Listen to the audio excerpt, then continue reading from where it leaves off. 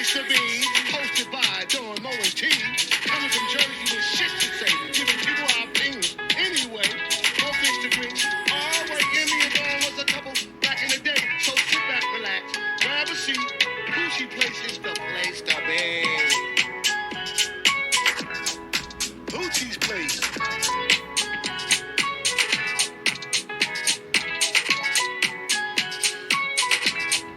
Poochie Place. Dawn, Mo, and TLA.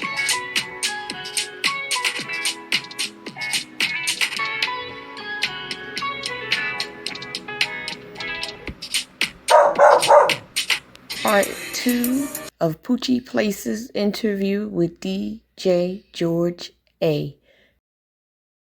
What up, y'all? It's your girl, Mo. What up, Mo? Just play bartender. We always get into that one. And today's drink of the day is called a limoncello spritzer. Shot. We're not taking shot belly. Today we have a special guest, and I heard our special guest likes Hennessy.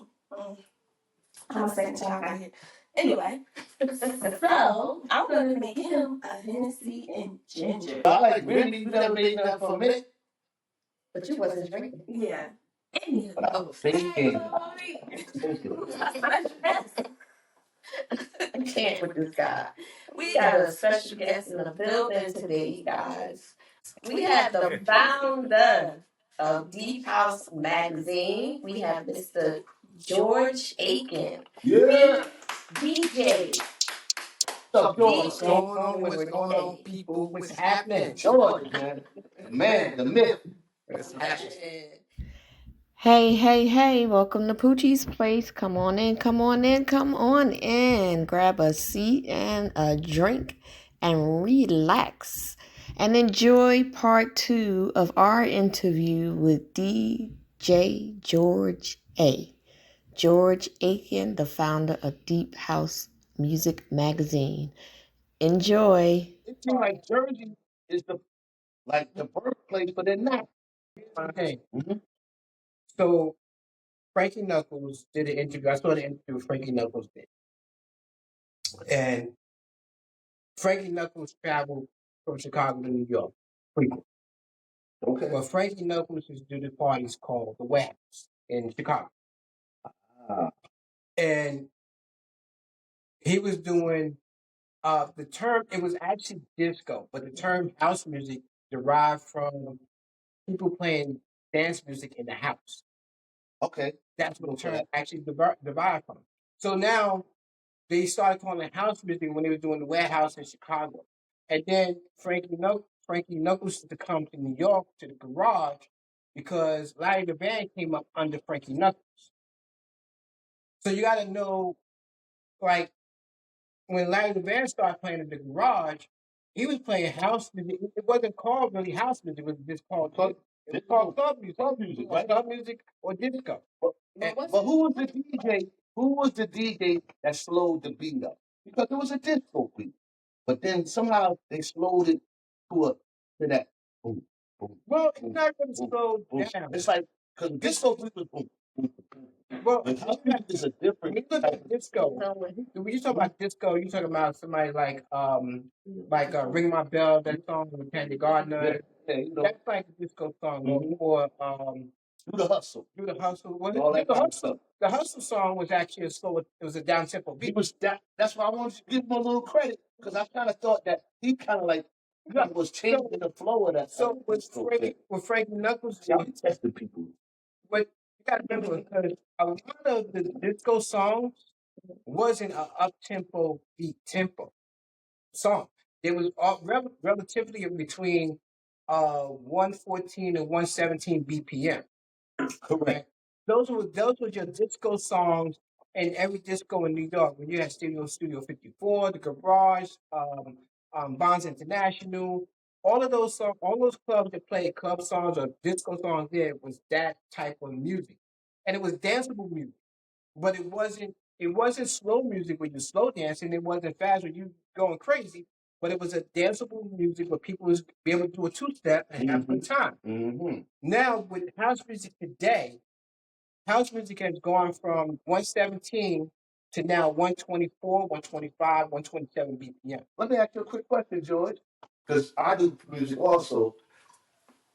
Do you remember, like, it was telling you in certain things, they wouldn't even let you go to 135, 145. They telling you that people was even, it was like unheard of, so you don't even go there. You know, it's amazing how you would give a record to a company and it'd be like 117, 118, they won't take it. But it wasn't ready for that. Well, you're talking about one. If you go, if you go on the one, if you go on the BPM at 135, 145, you're going into the EDM, electronic dance music. So EDM music is like at that tempo, and which is a EDM music, and now it's $1 billion company. But $1 billion I job. make tracks all the time, and I can make a track at 117, 124, 144. But it's still slow. Well, it depends on. It's Okay, still so slow. I can give you. Slow. Okay, Huh? me being because I DJ, Mm-hmm. I could go. I can right now. Right, dude? Well, I could put a song on, right? mm-hmm. 2 songs, and they could both be at 123 BPM, right? Mm-hmm. One sound like it's a down tempo because it's not a high energy track. The other one is a high energy. It's still the same tempo, but it's a high energy track. It depends on how you position your instruments, the drums you're using. You know, this tape, if you look at the song, the Afro song by Mano, Africa, right? That's a high energy Afro track. Then I could take another song by Mark Lewis, who does right underneath it. no, but he could do his style is like cultural, like all his stuff is like the cultural vocal mix or whatever. He he he'll play that, and I can play that, and it's like it's not a high energy track, but it's the same tempo, but it's more slow pace. It's more of a slow pace. So it's like okay, now I can get a groove going. Yeah. But then you got that high energy joint. Now people are really into it. So it depends on how you produce your music.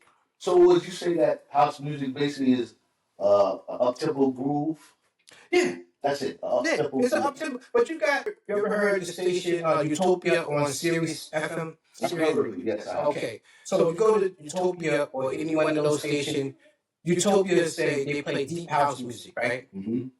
So deep house music that they play is down tempo. It is more jazzy, no vocals, just jazzy. They call it deep house music. But deep house music that we play is something like what a Mark Lewis or Jahad Muhammad produced or Beloved produced or one of those guys produced. But that's basically how it is with when it comes to you know the difference in the production of music and stuff like that. And it's the producer. Look at Louis Vega. He does jazzy stuff, down tempo, high energy, and it's all house music. So let me ask you one more. I'm asking some questions because I'm dealing with deep vibe. So you like I used to get DJ back in the day, back in the day with the crates and all that. So now everything is a little new now. How easy does it look? It looks so easy. Is it that It's not easy. It doesn't look. It can't be as easy as they got it set up. Right? People think it's easy. It's not easy. It can't be right. That's It's what I'm not saying. easy. It's easy. It's easy in a sense, but it's not easy. I would think the easiest part is that you have unlimited songs to work with. Right. Well, you can have the crates. And if you didn't have the crate, you didn't have the crate, you just didn't Okay, have the if you go back in the day, if you go back in the day, you carry it and you playing vinyl back in the day. Mm-hmm. So in most cases, you know you're gonna do a 2-hour set.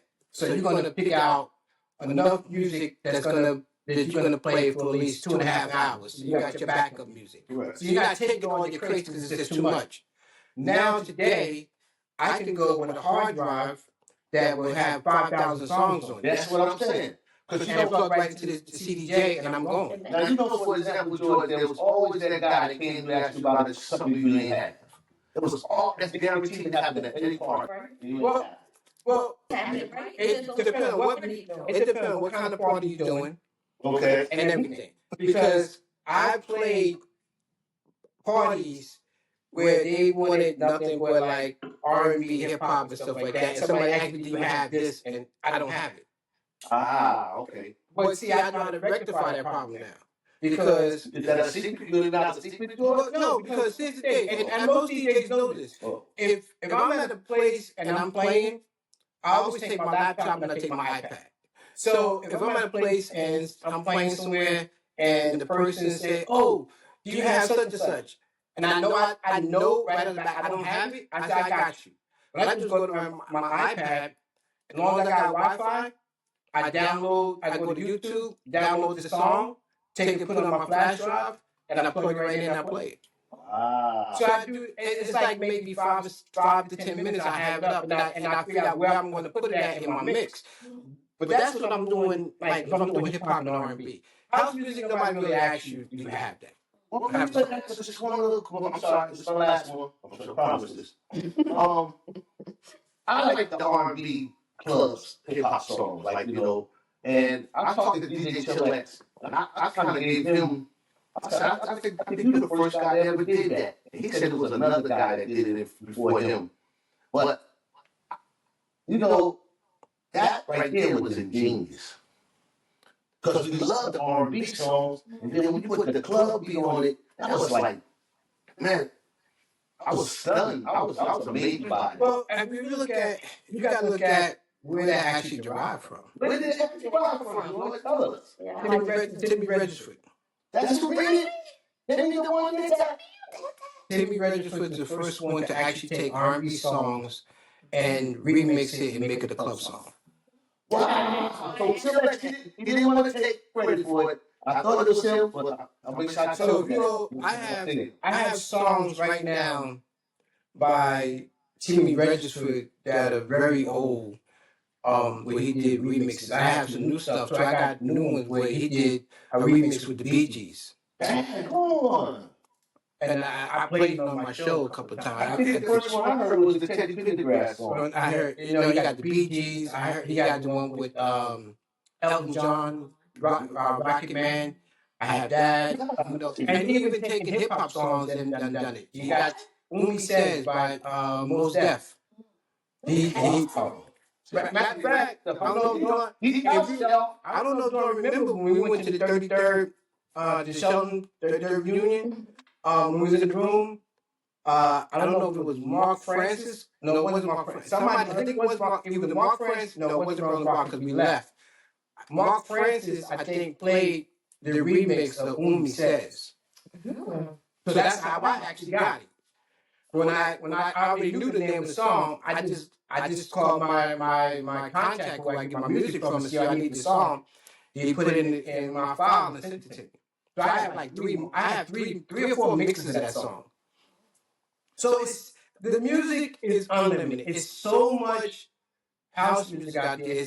It's about 20,000 songs released daily in house music. So it's limitless.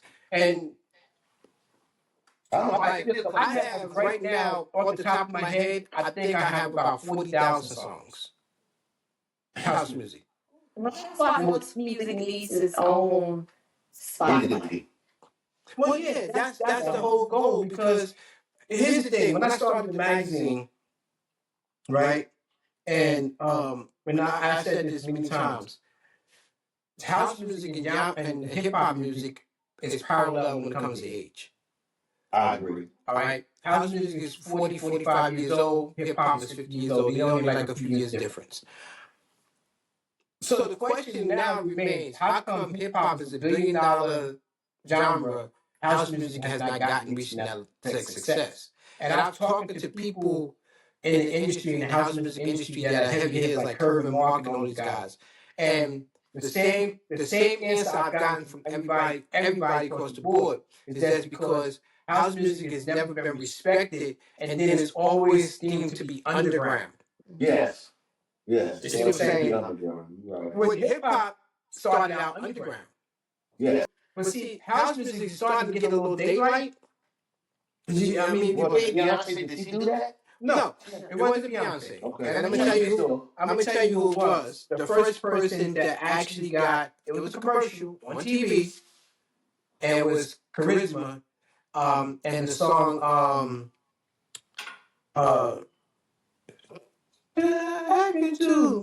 it's a church song.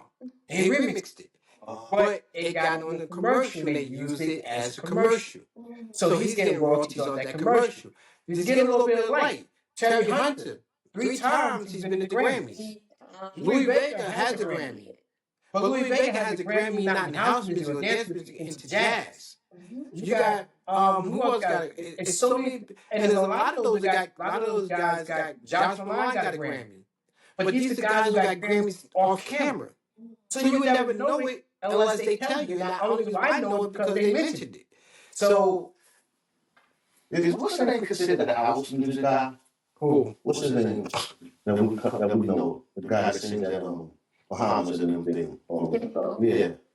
He's gospel house, right? He's gospel house. He's gospel house. He's named the King of Gospel. Yeah. He's the king of gospel? King of Gospel House. Alright. I mean, I know you're a bad man. I just want to know where he fit in at. Yeah, and Kenny Bobian has worked with some of everybody in the industry.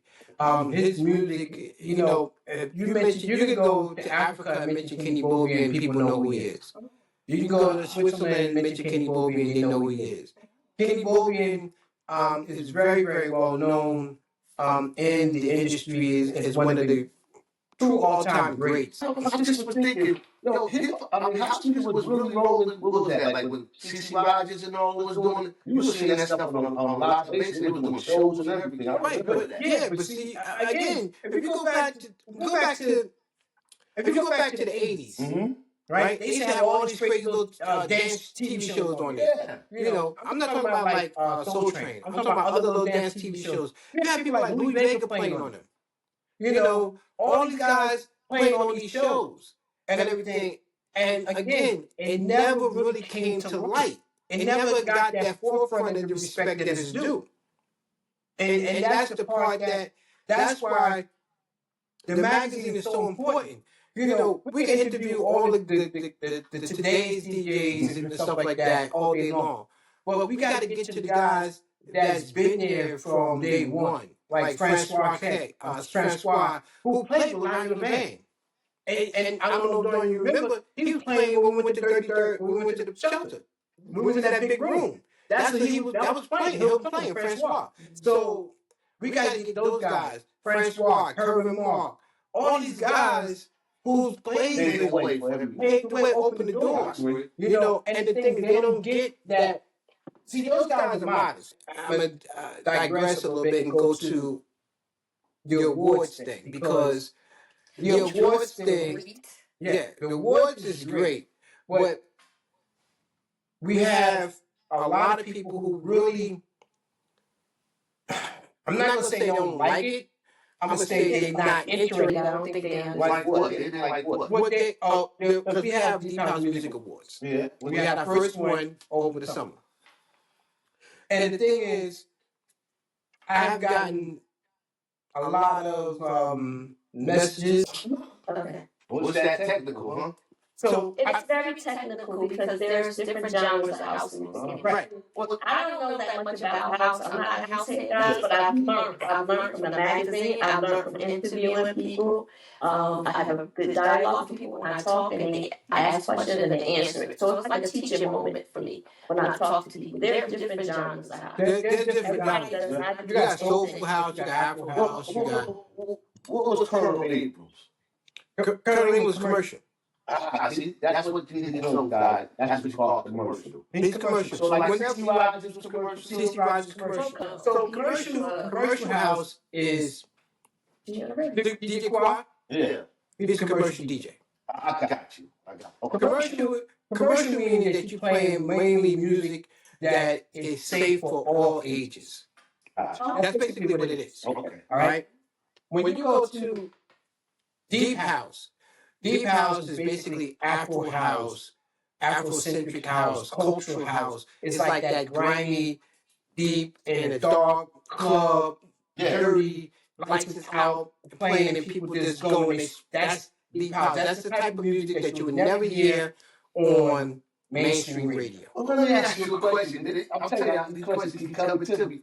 How come when you go to a house party, everybody knows the songs, and I don't know who in the house. I don't know where the heck that song comes from. And everybody's like, they know that song. Like, I don't hear this song. There's some stuff that I'm like, I ain't never heard before. But everybody act like they heard it, though. But here's the thing. There is a lot of music out there, a lot of house music out there that's considered commercial house, but you probably never heard. Okay. Right? But there's also deep house music that out there that you never heard either, because it's only played like you got. There's certain DJs that play certain specific styles of music. Yeah. Mark Lewis, deep house, plays deep house music. All right. Chillax, he's not a deep house DJ, but he can play, but he plays mainly commercial. Steve Davis, commercial. DJ Quad, commercial. Because they may say, I'm not going to argue and get mad, but that's what they are. And then as soon as they realize what they can, because as soon as they learn, they know about music, they got to know the music. You can't just say, I don't play this music, but you're playing commercial music, so you're a commercial DJ. You're not a deep house DJ. A deep house DJ is somebody like a Mark Lewis who you'll never hear on the radio station. So you trying to tell me that the commercial dudes only want to make that money? Basically. All right, see that? Well, I think that I don't know. I think when you say money, just because somebody is popular and you know them, that don't mean they making money. Some of these DJs are making a lot of money. They get paid a lot of money to show up, and that's deep house, whatever genre it is, whatever one you want. But see, here's the thing. Like, it goes back again. There is, and they won't admit it, but there's a clique of DJs. Of course, it's a clique. And they will get on, and they will basically. I can give you an example. Okay, maybe a DJ, right? And I'm very hard as far as what type of DJ are you? I'm more a deep house cultural DJ. I'm not a What's that culture thing about? Culture is more like culture. I'm part of the culture of deep house. It's like I play that. It's like a Mark Lewis. Like if you listen to a Mark Lewis track, then you understand what I'm talking about. Okay. So let's take myself. I'm very critical. I'm very hard on myself. I critique. I'm very hard about how I play. And I will tell you the minute that I could play a whole set, a 2-hour set, and I say it wasn't good, but that was dope. That's just how I am. I've always been like that with everything I do. But my cousin Carlton, who's been in the business for 30 plus years, who's played with every DJ known to man, traveled the world, and do sound for a lot of them now, has been in my basement and heard me play a 3.5-hour set and listen to me play. And when I finished, and he told me, he said, I'm not telling you this because you're my family. I'm telling you from one DJ to another DJ. You could play better than probably some of the DJs that get all the calls. You're really good. And I heard you play the first time I heard you play was at Zakia's party at Cafe Z. Right. That's the first time I ever heard you play because I didn't know you. I didn't know you as a DJ. And I swear I sat there and I said, oh, George can play. Because I never heard you, so I didn't know. And I wanted to say you were a DJ. You did a good job, especially my party as well. But you did and I listened to you on the thing. But I didn't know because I didn't know who you were. I didn't know who you was good. Well, see, that's the thing. When I got back into playing again, which was probably around. Well, I started playing live stream way before me and Chris got together.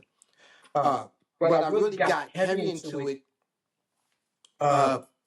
when I did my first party, which was Sultan gave me, put me on.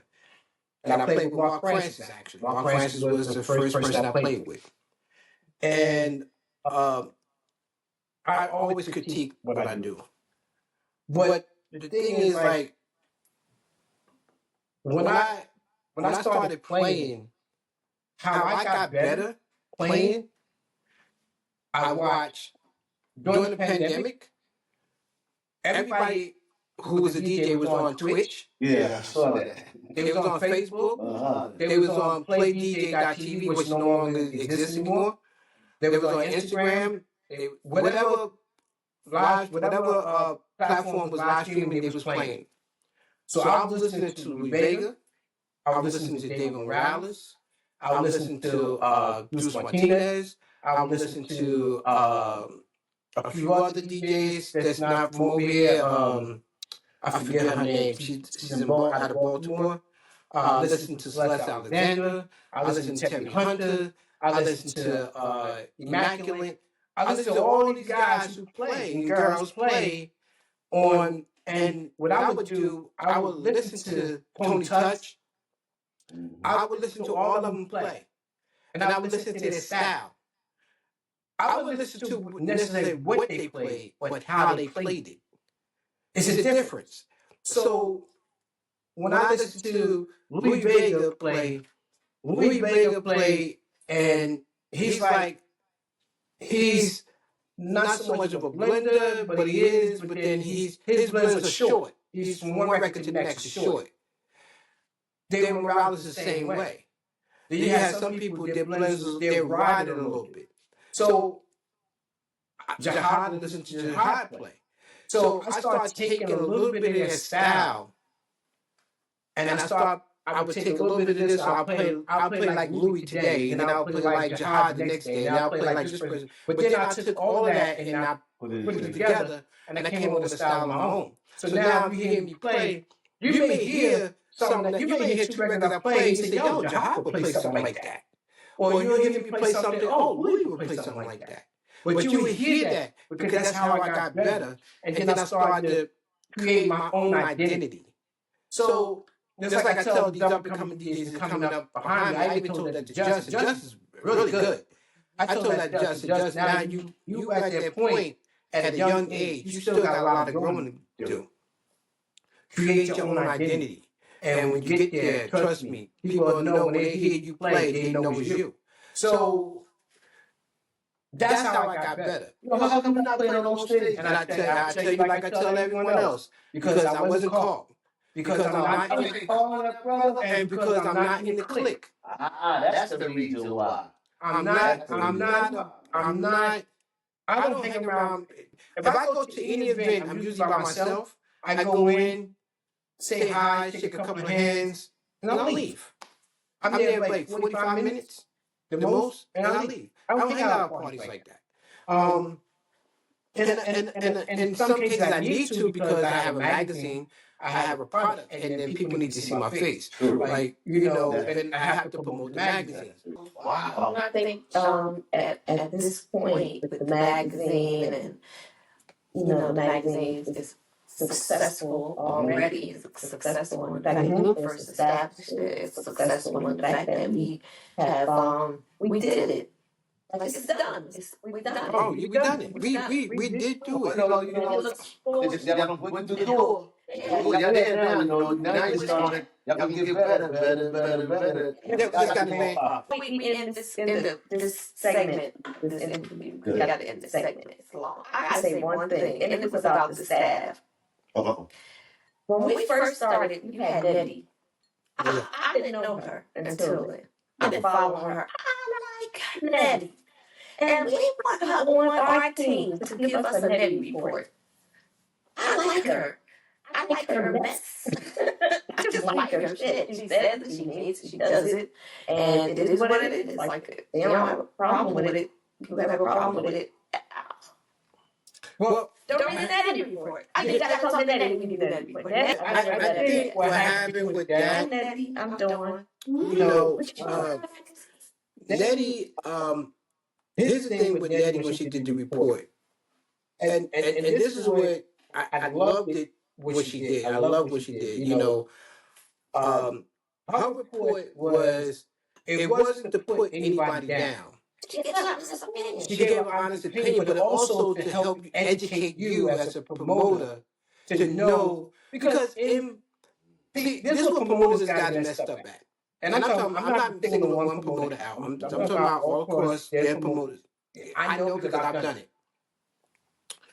We get wrapped up into what we're doing. We miss other things that need to be done and it falls through the cracks. So the people that goes to these events or concerts, they see the things that we miss. I never see everything. Right. She'll tell you how many. She'll say, "Oh, I was at such and such."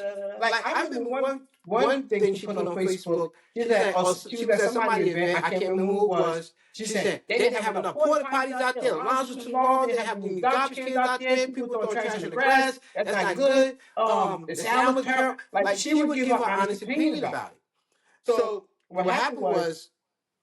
I called Nettie on the phone one day and I said, Nettie, I said, listen, what you doing, I love what you're doing, but try to be a little bit politically correct what you're doing because you don't want to burn bridges.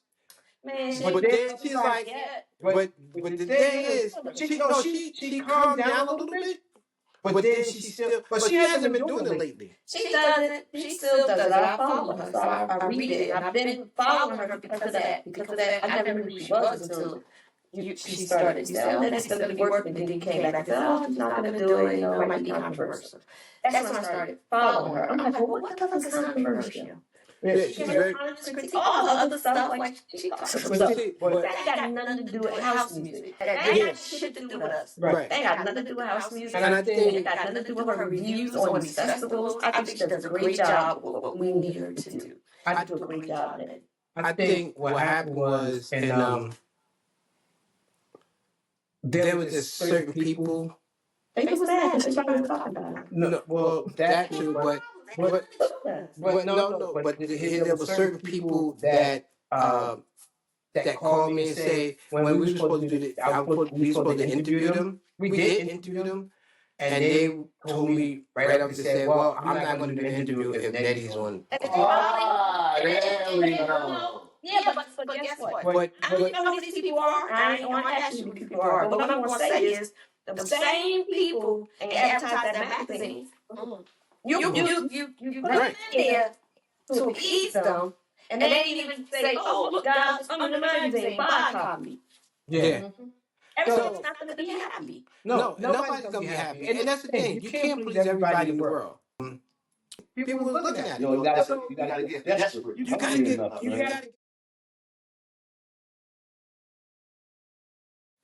Yeah. Yeah. Thank you, George. Thank you, George. I appreciate you. Bye. We gotta bring help to the bartender and start making drinks because you know. Oh man, yeah, done me. I'm about to take some right out there. Crazy. I gotta say bye. Now it's time to say goodbye to all our family. PUESCA. Quiet. We're going to go on 7:30 now. Yeah. 7:30. It sounds better. It's better. Quiet 7:10.